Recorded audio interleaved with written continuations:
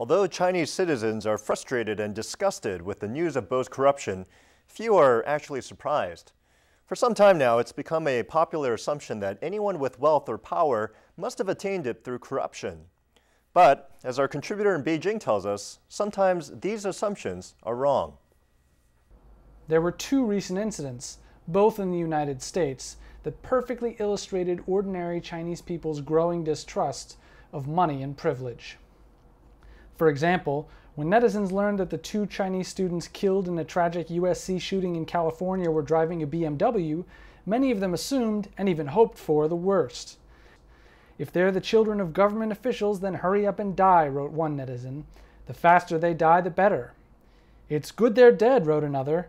"We must prevent these heartless, rich, corrupt officials from continuing their family lines."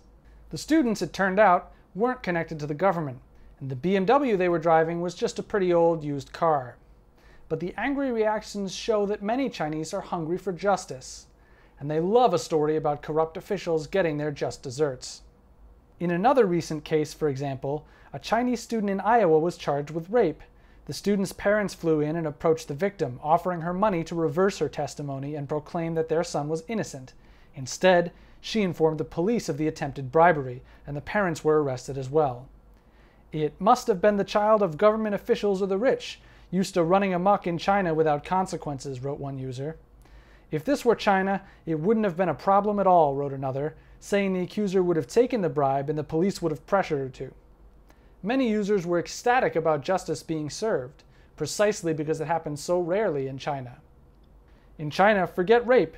Even with murder you don't have to fear as long as you have money," one commenter observed. The government is holding up the investigation of Bo Xilai as proof the system works, and that it's willing to investigate corruption at even the highest levels. But many feel that Bo's arrest was political and had little to do with his alleged wrongdoing. China's population is increasingly skeptical of anyone who has money, power, or both.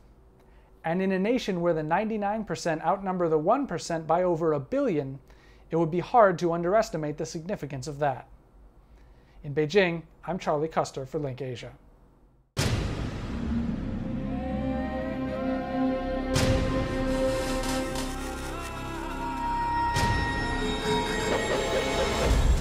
Now on U.S. airwaves, a global channel of uncompromising stories. World news, documentaries, entertainment, and culture. Link TV, connecting you to the world. For more information, visit linktv.org.